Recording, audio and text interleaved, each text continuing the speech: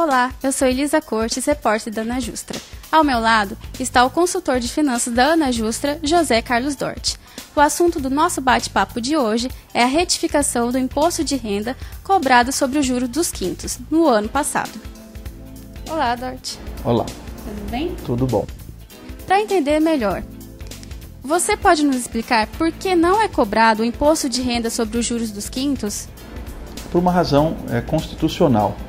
O imposto de renda ele deve ser cobrado sobre um rendimento e nunca sobre a correção dele.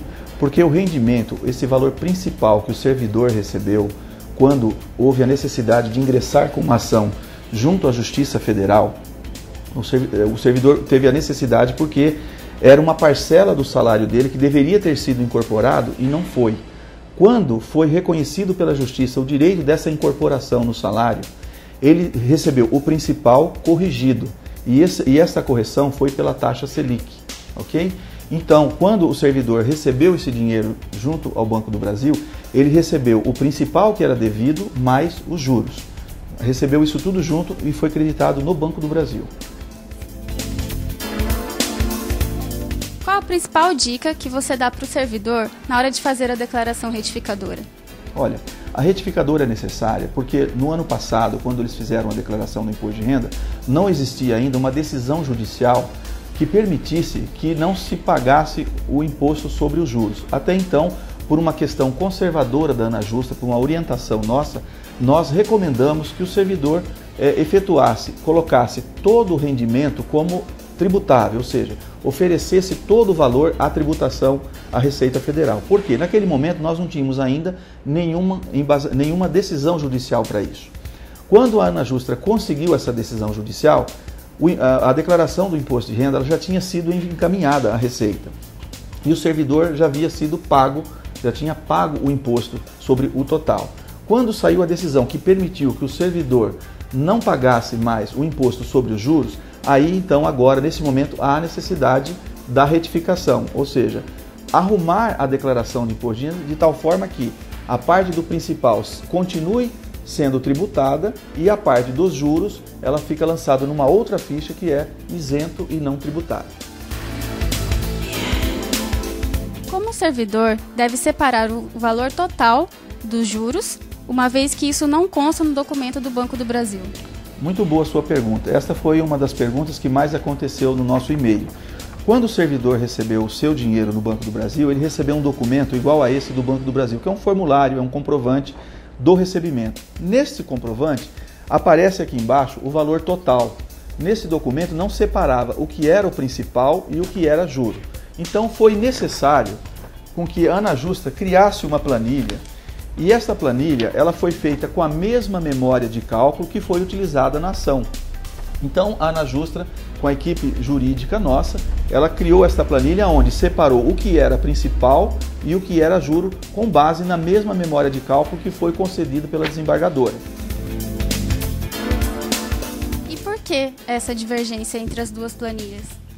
Olha, a divergência também era uma pergunta que muita gente fez, né? Por que havia uma divergência entre a planilha que foi confeccionada pela Ana Justra com o valor do Banco do Brasil, com o documento do Banco do Brasil. Isso porque, quando nós fizemos a planilha, existe um espaço temporal, ou seja, um espaço de tempo entre a data da confecção da planilha, que foi confeccionada a planilha, da data em que o servidor recebeu. Como o valor é feito em cotas, é matematicamente quase impossível você chegar a um valor exato. Então sempre vai haver uma pequena diferença que não vai ter nenhum problema para efeito da nossa arrumação aí na declaração do imposto de renda. Na retificadora, essa pequena parcela ela não vai interferir.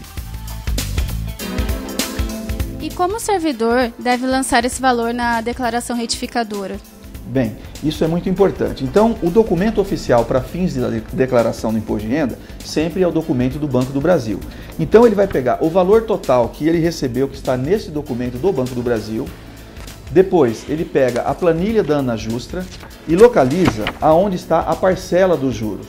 Porque aqui tem a parte do principal e a parcela dos juros. Então, ele pega o valor principal que ele recebeu do Banco do Brasil menos o valor dos juros que é da planilha que foi confeccionada pela Ana Justra. Então, um exemplo. Suponhamos que ele recebeu R$100 mil no Banco do Brasil.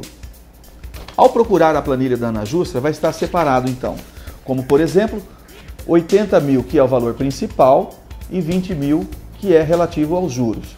Então ele vai pegar os 100 mil do Banco do Brasil menos o valor dos juros que está na planilha, que no caso seria 20, então 100 menos 20 igual a 80.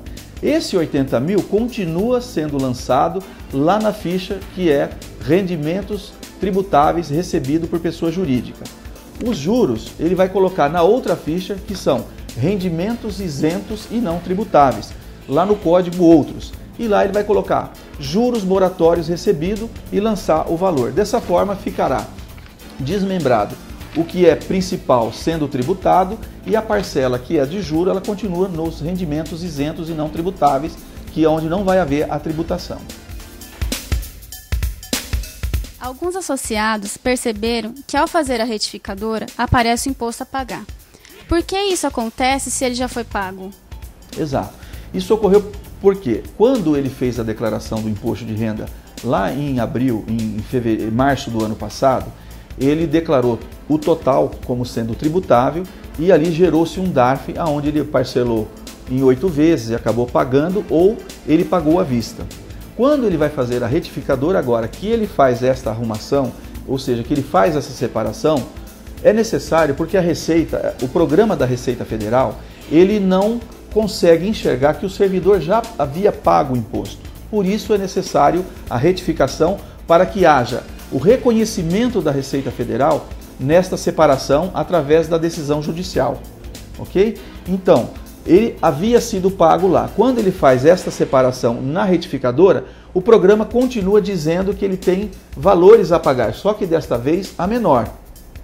Feito isso, ele faz a separação e encaminha a declaração para a Receita Federal, mesmo com o imposto a pagar novamente. Isso não tem problema, porque o que vai acontecer? No momento que ele encaminhar a sua retificadora para a Receita Federal, ele imediatamente, conforme as nossas orientações, ele tem que fazer um agendamento na Receita para que ele possa levar toda a documentação pertinente à retificadora.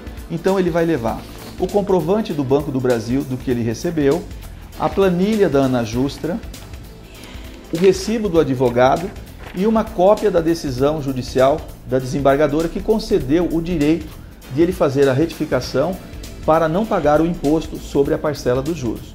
Neste momento que ele procura a Receita Federal, em que o auditor da Fazenda recebe essa documentação, ele vai analisar e validar a retificadora, ou seja, ele vai analisar e dizer, ó, ok, a sua retificadora está de acordo com o que foi decidido pela juíza, o auditor já vai verificar que foi pago o imposto devido e ele vai processar e neste momento o servidor tem um direito a receber da Receita Federal, ou seja, ele tem um imposto que foi pago a maior.